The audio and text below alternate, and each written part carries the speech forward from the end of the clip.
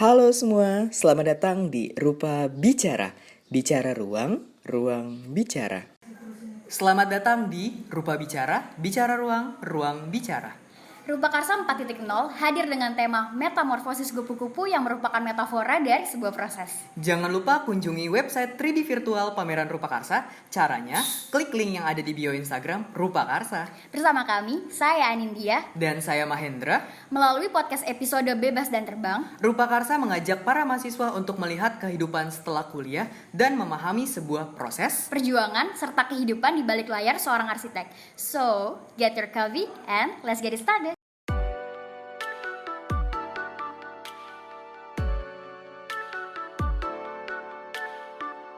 Jadi malam ini adalah podcast Rupa Karsa yang kedua nih Mahen, hari kedua.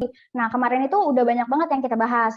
Kita membahas mengenai insecure, terus kita juga membahas mengenai apa itu proses. Apalagi kan kita sebagai mahasiswa arsitektur nih sering banget kita ngelihat karya dari teman-teman kita sering ngerasain insecure gitu kan. Dan kemarin udah seru banget nih pembahasan kita. Nah, malam hari ini tuh nggak bakalan kalah seru karena kita udah kedatangan narasumber yang wow banget nih. Kira-kira siapa nih, Mahen? Nah, Nin, kebetulan di sini kita sudah kedatangan narasumber dari IA ini. Tapi sebelum kita ke narasumber ya, Nin, kalau kemarin ngebahas tentang podcast pertama itu tentang rasa insecure ya, Nin. Kalau pada podcast kesempatan kali ini kira-kira bertemakan apa tuh, Nin?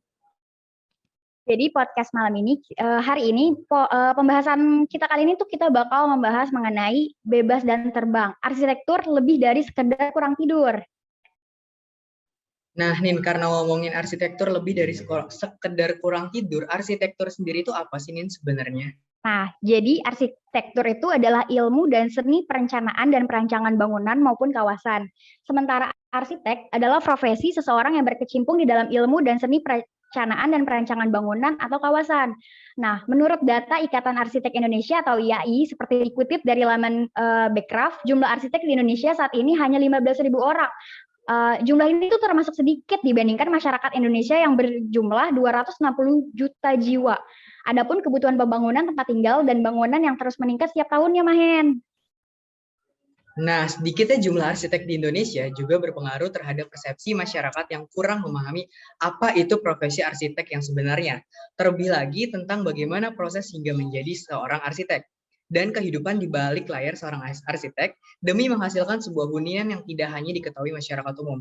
Dan kebetulan di sini sudah kedatangan Pak Dadang Setiawan sedikit menjelaskan tentang kurikulum vitae-nya, di mana pendidikan terakhir di Universitas Kristen Indonesia Fakultas Teknik S1 jurusan arsitektur di Jakarta, dengan jabatan dan organisasi profesi terakhirnya adalah anggota TABG atau Tim Ahli Bangunan Gedung Kabupaten Tulang Bawang Provinsi Lampung dengan SK Bupati Tulang Bawang nomor B 433V3 HKTB 2020 dengan penataran terakhir yaitu sebagai pelatihan mentor magang profesional yang diselenggarakan oleh Ikatan Arsitektur Indonesia.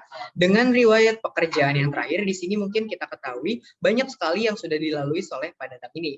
Tapi di sini yang terbaru ialah sebagai yaitu tim leader DEDIK Stadion Kabupaten Tulang Bawang tahun 2020. Nah, ngomongin tentang podcast Rupa Karsa 4.0 pada malam hari ini, pasti ngomongin tentang sudut pandang dari Pak Dadang. Nah, dari Anian sendiri nih, kira-kira dalam podcast pada kesempatan kali ini, kita bakal ngapain aja sih, Nin? Dan mungkin dari Anian bisa ngebuka, kita mau bahas apa pada pertama mana kesempatan kali ini? Jadi pada malam ini nih banyak banget pembahasan yang bakal kita bahas gitu ya. Mungkin kita sapa dulu kali ya Pak Dadangnya. Selamat malam Pak Dadang. Selamat malam. Gimana nih kabarnya Pak Dadang? Jadi malam ini ya. Baik, alhamdulillah udah baru buka puasa tadi. Lagi puasa nih, alhamdulillah semoga sehat terus ya Pak. Jadi Amin. malam ini mungkin tadi seperti yang udah dijelaskan untuk podcast malam ini kita bakal membahas arsitek itu lebih dari sekedar kurang tidur.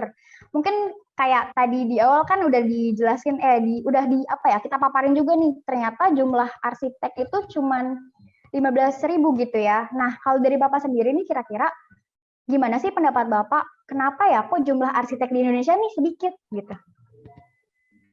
Kalau dilihat dari jumlah memang sedikit ya, cuman memang yang berminat untuk benar-benar menjadi arsitek profesional itu kan artinya sejak kita keluar dari kuliah sampai dia menjadi profesional itu sangat ketat ininya untuk menjadi itu untuk artinya kita harus bermacam-macam harus kita jalanin gitu, intinya kan gitu. Mungkin juga di beberapa daerah ini banyak yang bukan arsitek berpraktek seperti arsitek. Salah satunya mungkin itu. Mungkin kalau di Jakarta, di kota-kota besar, di Surabaya, di Bandung, di Makassar, itu mungkin arsitek sudah sangat dihargai. Tapi masyarakat itu mungkin belum melihat nilai dari suatu jasa honor untuk seorang arsitek. Mungkin hanya melihat sekedar gambar. Itulah pemahaman buat masyarakat yang harus kita edukasi gitu. Sementara di beberapa daerah kadang-kadang anak STM juga bisa mendesain atau apa dan menganggap itu hal yang biasa saja gitu. Jadi mungkin minat untuk menjadi arsitek itu akhirnya berkurang karena terus terang berprofesi arsitek itu tidak seperti berprofesi seorang dokter yang tiba-tiba bisa mendapatkan hasil atau penghidupan yang lebih layak gitu. Sebenarnya ke situ arahnya. Biasanya kalau orang tamat mau cepat-cepat jadi apa instan ya agak susah kan gitu. Mungkin itu yang membuat arsitek itu sedikit ya, dan pengakuan ini ada satu lagi, pengertian arsitek itu yang profesional juga sekarang di tahun 2017 muncul undang-undang, jadi tidak sembarang orang dikatakan bahwa itu adalah arsitek itu. Mungkin ke situ juga. Kalau dulu mungkin siapa-siapa tamat sarjana arsitek, bisa gambar sedikit atau apa, langsung dia bahwa dia adalah arsitek, tapi sekarang udah nggak bisa gitu. Nah itu juga buat adik-adik yang kuliah juga mungkin sudah diberi pemahaman kapan kita harus melangkah menjadi arsitek itu ada jenjang dan ada aturannya gitu. Mungkin itu dulu. Oke, makasih Pak Dadang. Berarti karena ini ya prosesnya yang panjang gitu ya sampai kita bisa disebut punya seorang arsitek, apalagi kan udah diatur dalam undang-undang, di mana arsitek ini udah bukan cuma sebagai sebutan doang, tapi udah resmi gitu ya diatur oleh negara. Terus kita juga masih terbentur oleh mindset dari mungkin orang-orang di mana mikirnya orang yang bisa gambar rumah itu udah arsitek, padahal sebenarnya nggak kayak gitu. Betul, iya itu. Dari main sendiri nih, gimana kira-kira? Oke, mungkin kalau tentang ngomongin sudut pandang Mahen sendiri ya, arsitek ini kan profesi ya, kan profesi itu di Indonesia banyak, tapi kan orang mikirnya ketika kita lulus dari mahasiswa arsitek terus dapat gelar SARS atau ST jenisnya, itu kan ngomongin kita nggak bisa langsung loh jadi arsitek, pasti ada proses lagi gitu. Bahasanya kalau misalnya dalam dokter itu ada koas gitu, tapi di sini tentang arsitek karena lebih, nanti kita mungkin tanya-tanya ke Pak Dadang gimana caranya proses dalam membentuk bisa menjadi arsitek. Nah kebetulan ya Nin, karena tadi udah ngomongin gimana sih kita dari proses yang panjang tersebut bisa jadi arsitek. Nah, menurut Bapak nih, bagaimana sih pengalaman proses sang arsitek bisa menjadi arsitek, Pak? Kalau saya dulu belum ada undang-undang itu, saya pertama tamat itu, sebenarnya saya cerita pribadi ya, saya juga nggak nyangka jadi arsitek sebenarnya. Saya dulu di UKI itu elektro, nah itulah namanya jalan hidup ya. Jalan Luar hidup ekspektasi ya Pak? Ya, satu tahun saya di elektro. Ternyata jiwa saya nggak ke situ gitu. Saya pindah ke arsitektur tuh setelah 2 semester. Jadi nggak nyangka juga saya jadi arsitek. Tapi setelah saya masuk di arsitek itu saya merasakan bahwa itulah tempat saya gitu. Jadi saya saya tekuni aja gitu. Kalau dikasih tugas kita jalankan, nggak bisa SKS. Kalau teman-teman SKS saya dulu ya terserah aja. Saya kerjakan step by step sejak dikasih itu asistensi, kemudian ya tahu sendiri lah kalau sudah kuliah di arsitek udah nggak usah diceritakan, udah merasakan juga ya.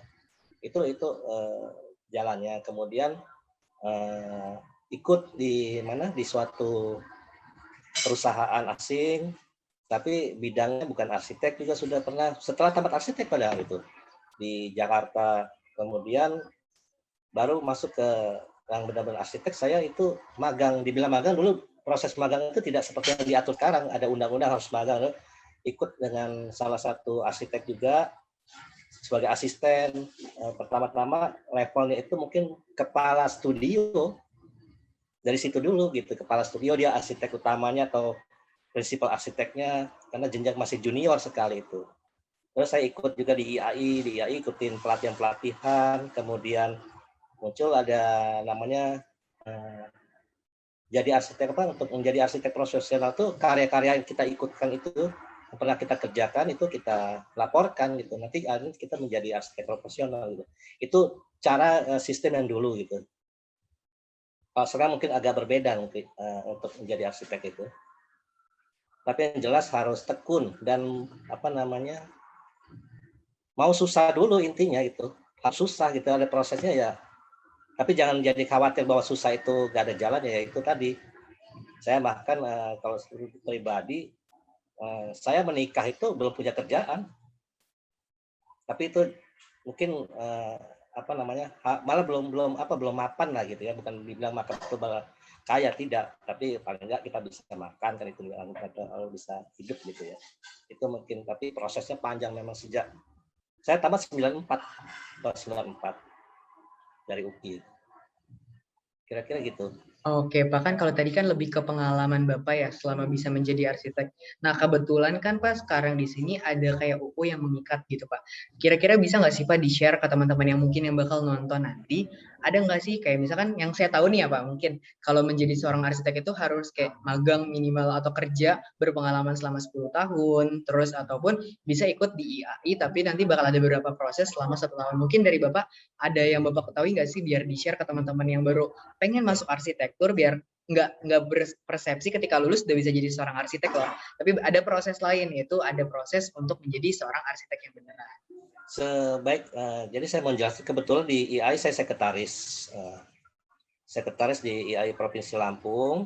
Jadi persyaratan untuk menjadi anggota IAI itu sebenarnya nggak perlu, belum berarti bahwa dia menjadi arsitek. Jadi mesti anggota biasa. Silakan masuk di anggota biasa setelah tamat. Kemudian memang kalau persyaratan secara akademis itu harus melakukan PPR, program pendidikan arsitek, itu profesi ya. Mungkin kalau di Lampung belum ada ini, mungkin kalau nggak salah saya ada di UI, di ITB, di mana, kemudian di ITS kalau nggak salah, saya juga nggak terlalu hafal. Nah itu nanti setelah selesai PPR, itu kalau sesuai undang-undang kita harus magang 2 tahun. Nah, kalau kebetulan di Lampung, mentor magangnya saya. Jadi adik-adik ini saya bimbing jadi untuk menjadi arsitek selama 2 tahun, saya mentor. Memang itu untuk mentor itu tidak dipungut biaya, memang IAI itu juga mensyaratkan mentor tidak boleh memungut biaya, jadi gratis sama saya selama 2 tahun saya ikut mentor sama saya. Setelah itu baru ujian kompetensi. Ujian kompetensi diselenggarakan oleh Dewan Arsitek Indonesia. Nah, setelah dapat ujian kompetensi akan mendapat SRTA, surat tanda registrasi arsitek. Nah, itulah dasarnya kita untuk bisa berpraktek seperti layaknya seorang dokter, pengacara gitu. Nanti kita dapat izin di, misalnya adik-adik di kalian di mana? Di Lampung. Dapat izin lisensi untuk Provinsi Lampung. Nah, untuk di arsitek itu sesuai aturan bisa dapat di 2 provinsi. Provinsi Lampung atau mungkin sama Jakarta, DKI gitu. Nah, selama itu bisa berpraktek, tangannya itulah yang berlaku. Seperti dokter punya izin praktek, misalnya di Lampung, di Jakarta, itulah ibaratnya. Kalau di luar Lampung, kita harus bekerja sama dengan teman kita yang arsitek yang punya lisensi di situ gitu. Jadi prosesnya memang sekarang aturannya seperti itu. Jadi kan kalau sekarang itu istilahnya 4+1 ya. 4 tahun sarjana ditambah +1. Jadi bahasanya 4+1 ditambah magang 2 tahun atau 4.000 jam. Itu magang secara terus-menerus gitu. Itu yang artinya yang sudah diatur oleh pemerintah kita, negara, bahwa untuk menyatakan bahwa arsitek itu harus melalui proses seperti itu. Kalau dulu kan memang berbeda karena dulu undang-undangnya belum ada yang mengatur. Tapi kalau sekarang, tapi bukan jangan patah arang. Kalau memang berniat untuk ke situ, ditekuni. Itu kuncinya hanya menekuni saja kok gitu. Ikut jadi asisten dulu, itu magang nanti setelah itu. Tapi memang ada jenjang yang harus dilalui, yaitu yang yang resmi, yaitu PPR. Mungkin itu juga termasuk yang agak sedikit kendalanya di Lampung juga belum ada gitu. Di UI sudah ada, kalau mungkin kalian di Jakarta bisa cari tahu di UI itu sudah ada yang untuk PPR ini. Mungkin kira-kira itu yang bisa saya jawab. Oke, baik. Terima kasih Pak atas jawabannya. Berarti yang tadi saya tangkap bahwasanya sebelum menjadi seorang arsitek, bahasa kita lulus dari mahasiswa arsitek itu cuma mendapat gelar, tapi belum dapat sebuah profesi. Masih ada 1 tahun untuk yang tadi Bapak jelaskan, mungkin juga tentang magang. Nah, yang saya tahu ya Pak, mungkin dari 100% data mahasiswa yang lulus misal di angkatan tersebut, misal dalam satu universitas, mungkin cuma 15% lah yang saya baca bahwasanya akan menekuni di bidang arsitek sendiri. Nah, saya mau izin nanya nih ke Anin, kalau Anin sendiri nih, kan sekarang jadi mahasiswa arsitektur kan, kira-kira nanti pas lulus nih, tetap mau mencoba survive di dunia arsitektur atau yang melipir-lipir dikit gitu nih, kira-kira dari Anin gimana? Kalau dari Anin sendiri, sebenarnya kalau ditanya gitu masih bingung ya, karena kan udah tahu nih gimana sih rasanya jadi mahasiswa arsitektur aja nih udah berat gitu kan. Seperti yang tadi daripada Dang sendiri cerita, kalau emang pengen jadi arsitek harus ditekunin. Cuman tadi setelah mendengar cerita daripada Dang, oh ternyata tuh emang prosesnya panjang banget. Bahkan pada Dang sempat yang kayak pindah jurusan dari yang awalnya elektro jadi arsitek gitu, jadi arsitektur gitu ya prodinya. Cuman kayak oh mungkin ada mungkin nanti bakalan ketemu jalannya nanti kalau misalkan memang pengen ngelanjutin jadi arsitek. Semoga sih bisa jadi salah satu dari 15.000 orang itu sih kan harapan. Kalau saya bilang sih sebenarnya kita bisa mengambil dua posisi. Salah satunya sebagai akademisi, itu juga sebagai bukan sesuatu yang tidak dihargai ya. Jadi jalurnya sebagai akademisi atau sebagai praktisi gitu kan. Kalau dokter dia mungkin dokter sebagai dokter yang mengajar di kampus atau sebagai sebenarnya arsitek itu luas loh. Konseptor sebenarnya, bukan hanya perancang bangunan tapi dia adalah konseptor. Dan konsepnya itu yang harus dijual, itu adalah bukan dijual ya, yang dihargai itu adalah konsepnya itu. Kalau gedungnya itu kan seperti desain-desain Zaha Hadid dan sebagainya itu dari konsep saja itu sebenarnya itu. Konsepnya seperti apa. Jadi kalau berprofesi sebagai praktisi ya profesinya arsitek, berpraktisi sebagai pengacara ya lawyer, atau mungkin kita mau mengabdi di dunia pendidikan sebagai akademisi. Jadi itu bisa, bahkan mungkin bisa dua-duanya kalau memang sanggup kan itu. Oke, makasih Pak. Nah, kalau misal dari Bapak sendiri nih, pandangan dari Bapak, makna sebuah proses tuh bagi arsitek tuh gimana sih? Ini sebagai arsitek ya, peran Bapak sebagai arsitek, menurut Bapak tuh gimana sih makna dari proses itu?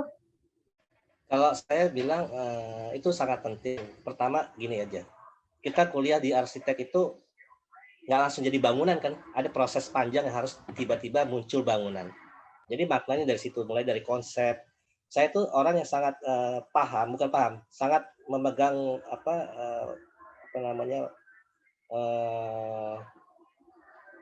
bahwa merancang itu adalah suatu proses.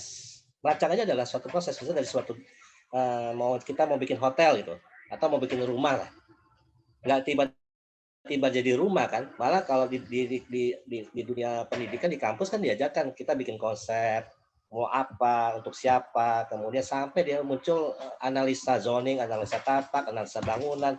Itu apakah itu bukan suatu proses? Jadi maknanya kan kalau kita pakai proses hidup dengan proses perancangan ya bisa kita ambil ke situ, karena dulu ada namanya pelajaran itu proses perancangan yang sistematis. Proses perancangan yang sistematis. Kadang-kala kalau kita dulu mahasiswa, kadang-kadang nakal, kita bikin dulu denahnya udah jadi bangun, baru kita balik ke konsep.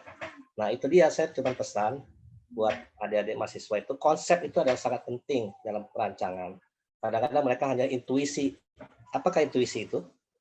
Hanya korek. Oh ini bagus, jadi denah. Nah itu berintuisi. Tapi kalau kita punya konsep, boleh berintuisi, tapi konsep itu, makanya saya bilang sama yang lain tuh, teman-teman atau bukan teman, dulu saya juga pernah mengajar di salah satu kampus, saya selalu menekankan konsep dan prosesnya sampai dia jadi bangunan.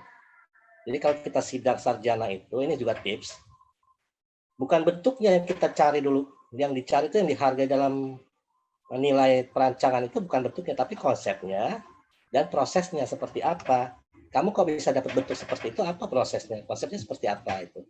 Jadi kalau kita balik lagi makna menjadi arsitek, kita kembali lagi ke sebenarnya sehari-hari pendidikan kita kuliah itu yaitu proses itu gitu. Jadi proses itu dengan saya menjadi arsitek itu berproses otomatis di dalam kehidupan setelah kita berprofesi kan, ketemu klien maunya seperti ini, mau begini, aturannya begini, itu adalah proses. Dalam step-step itu mungkin saya hanya sebagai asisten kepala studio, asisten arsitek, junior arsitek, kemudian jadi arsitek, mungkin jadi senior arsitek, itu ada jenjangnya itu berdasarkan pengalaman kita saja sebenarnya itu pengakuan itu. Soalnya nanti kalau kalian tamat pun juga kita sejajar, tidak ada itu istilah itu karena itu adalah kesejawatan namanya. Anda arsitek, saya arsitek, cuma yang membedakan itu adalah pengalaman saja. Itu namanya kesejawatan tadi itu. Jadi sesama arsitek itu ada sejawat, bukan apa-apa, sejawat gitu. Saling menghargai, saling menghormati. Makanya ada kode etik. Kalau di AI ada kode etik, ada kaidah tata laku, kemudian itu mungkin perlu dipahami gitu. Mungkin kalau nanti siapa tadi namanya saya lupa lagi, jadi arsitek ya jadi sejawat gitu, sama dengan seperti dokter gitu, kesejawatan yang diutamakan, saling menghargai gitu. Berarti dari Pak Dadang sendiri prosesnya emang penting ya, karena apapun yang kita lakukan pasti semuanya diawali dengan proses yang kayak ya nggak mungkin semuanya apa-apa langsung instan jadi gitu kan, kayak bangun pun, dan yang paling penting adalah konsepnya ya, yang kayak semuanya harus berkonsep, ibaratnya berplan lah gitu. Nah terus kalau misalkan tadi kan Bapak udah membahas gitu ya, kalau dari Bapak sendiri nih kira-kira ada gak sih tips dari Bapak sendiri ada gak sih tips yang harus dipersiapkan oleh mahasiswa untuk kehidupan dunia kerja, terlebih menjadi arsitek? Pertama ya, kalau saya tipsnya selama untuk dunia kerja, mungkin adik-adik pasti seperti sama-sama saja keluar dari jurusan arsitektur, seperti ketemu hutan rimba, mau kemana sih saya, mau apa kan gitu ya. Tapi untuk sementara tipsnya itu tekuni saja dulu sekolahnya, kuliahnya, tugas-tugasnya. Kalau itu udah tekun, nanti kalau pas kita mulai bekerja, kita tahu itu, oh dulu saya pernah belajar ini, dulu saya pernah itu ingat gitu. Jadi tiba-tiba akan muncul, tapi proses pengalaman itu nanti akan berjalan dengan sendirinya gitu, menambah wawasan kita itu pada saat kita bekerja itu akan nanti datang atau muncul masuk ke diri kita sendiri. Tapi untuk sementara sih tips sekarang ini bagi saya sih untuk adik-adik itu ya tekuni dulu kuliah sampai selesai. Satu itu, step by step. Setelah itu masuk ke dunia kerja, memang itu adalah hutan rimba, kita nggak tahu mau apa, mau ngapain. Nah, tapi setelah selesai ini kan kalian juga ada proses kalau mau jadi profesi, karena ada peraturan yang sudah mengikat sampai sekarang itu melewati seperti yang sudah saya jelaskan tadi gitu. Kalau saya zamannya dulu kan tidak. Setelah tamat mau jadi arsitek ya bergelut sendiri gitu, caranya gimana ya, kerja terus masuk IAI, kemudian dapat pengakuan secara formal, baru kemudian ada aturan pemerintah kita harus punya SKA, mungkin pernah dengan SKA ya. Nah, baru kita jadi profesional gitu. Cuma kalau sekarang udah jelas, sebenarnya lebih enak sekarang. Jelas ada garis batas yang tegas. Siapa arsitek, siapa bukan gitu. Nah, ini sekarang sebagai informasi, tahun ini kita sedang peralihan bahwa proses itu akan berjalan secara resmi itu pada tahun ini. Nanti tahun ini sudah berjalan sih sebenarnya. Tapi jangan dijadikan suatu sandungan atau rasa takut gitu. Yang penting bisa tamat dulu lah. Tekuni aja tugas perancangan, struktur itu. Kemudian mungkin sekarang porsinya engineering-nya sedikit berkurang ya. Kalau dulu kan masih fakultas teknik, jurusan arsitektur. Saya masih dapat mekanika teknik itu sampai 3, fisika 2, matematika 2, ilmu ukur tanah, kemudian beton, baja, kayu, itu mungkin agak lebih ke engineering sipilnya gitu. Tapi mungkin kalau sekarang adik-adik mungkin agak sedikit dikurangi engineering-nya, lebih banyak ke arsitekturnya. Oh iya, ada satu lagi, urban design. Berbeda ya, itu juga satu profesi arsitek itu. Rancang kota, bukan urban planner. Rancang kota itu termasuk kalau kalian senang di urban design, ya tekuni urban design-nya. kawasan kota ini atau sebagai apa gitu ya. Jadi ada dua bidang sebenarnya, dua jalur, bisa di gedung, bisa di urban design. Itu rancang kota ya, rancang kota itu tinggal pilih aja nanti mau apa yang lebih suka gitu nanti spesialisasi. Bahkan kalau sudah jadi arsitek punya spesialisasi silakan. Spesialisasi rumah sakit, desain, kalau nanti kebanyakan banyakin desainnya rumah sakit, orang pada klik ke kita rumah sakit, hotel misalnya kayak Sony Sutanto, kalau hotel ke dia gitu. Itu salah satu yang bisa kita. Oke, terima kasih Pak. Nah, berarti tadi itu sebenarnya itu lebih ke konsep dan gimana caranya kita berani untuk nyiapin ya Pak ya. Nah, terus di sini tadi juga Bapak nyinggung sedikit tentang seperti urban planning atau urban design itu sedikit berbeda gitu, di mana biasanya itu ada juga planologi gitu Pak. Atau kita tahu sekarang perencanaan wilayah dan kota mungkin mirip-mirip dengan arsitektur, tapi dia lebih ke merancang sebuah desain satu kota gitu. Nah, Pak, mungkin ini bakal jadi pertanyaan terakhir dalam podcast pada kesempatan kali ini. Kan Bapak di sini udah menggeluti dunia menjadi arsitek itu cukup lama ya Pak. Mungkin Bapak bisa sharing nih karena teman-teman yang nonton, mungkin teman-teman yang akan berprofesi menjadi seorang arsitek maksud saya. Nah di sini dari Bapak ada nggak sih suka dan duka Bapak selama menjadi arsitek gitu Pak? Kalau sebentar saya luruskan dulu tadi urban planning sama urban design ya. Jadi kalau urban planning itu memang itu masuknya ke planologi atau rancang apa PWK ya, sekarang jurusan betul ya. Tapi kalau urban design, rancang kota itu masih ranahnya arsitek karena dia fisik ya, fisik fisik kota. Itu yang saya harus luruskan. Kemudian tadi apa tadi ditanya masalah suka duka ya. Kalau dukanya ya ini apa namanya, kita dalam merancang itu kan ada batasan-batasan yang harus kita pahami, peraturan pemerintah misalnya seperti itu. Kemudian klien yang tidak apa namanya tidak memahami apa aturannya. Kemudian juga ada mungkin klien yang menganggap kita itu sama aja mana STM. Itu masih banyak yang seperti itu dukanya. Kalau sukanya saya kadang-kadang rancangan saya sudah dibangun. Saya bisa tunjukkan, tapi kadang-kala sudah dibangun berubah bentuknya karena ada pihak-pihak yang lain lebih merasa itu kurang, ini ditempel sana, tempel sana, akhirnya menjadi suatu penyesalan dari saya sendiri. Jadi ada salah satu rancangan misalnya, udah saya rancang bagus-bagus, ternyata hampir 50%-nya itu berubah. Dan orang mengatakan itu adalah rancangan kita. Apa beban moral yang bisa kita rasakan di situ, kemudian perasaan ke orang juga jelek amat ya, bahasa kasarnya kan gitu kan.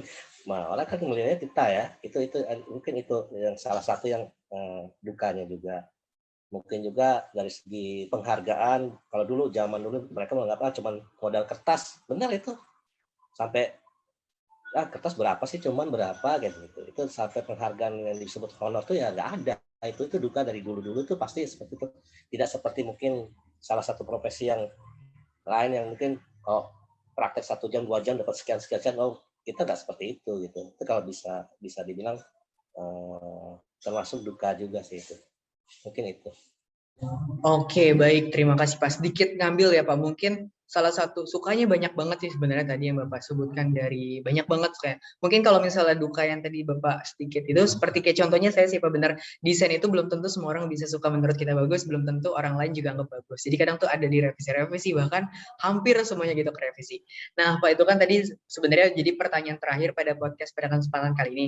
Nah, sebelum kita tutup nih mungkin dari Bapak mau ngasih sampai pesan-pesan ataupun dari Bapak mau ada closing statement untuk teman-teman Rupakarsa 4.0 yang sedang menyaksikan. Mungkin karena dari sini kebanyakan jadi mahasiswa arsitektur Pak, jadi bukan masih berkecimpung dalam bentuk dunia arsitektur. Mungkin dari Bapak mungkin ngasih motivasi untuk tetap mengikuti passionnya, atau mungkin dari Bapak juga bisa mengajak untuk bisa ikut profesi arsitek dan bisa menghasilkan arsitek-arsitek juga biar jumlah 15.000 yang tadi di awal bisa ditingkatkan gitu. Dari Bapak sendiri dipersilakan untuk memberikan closing statement ya. Baik, jadi gini ya.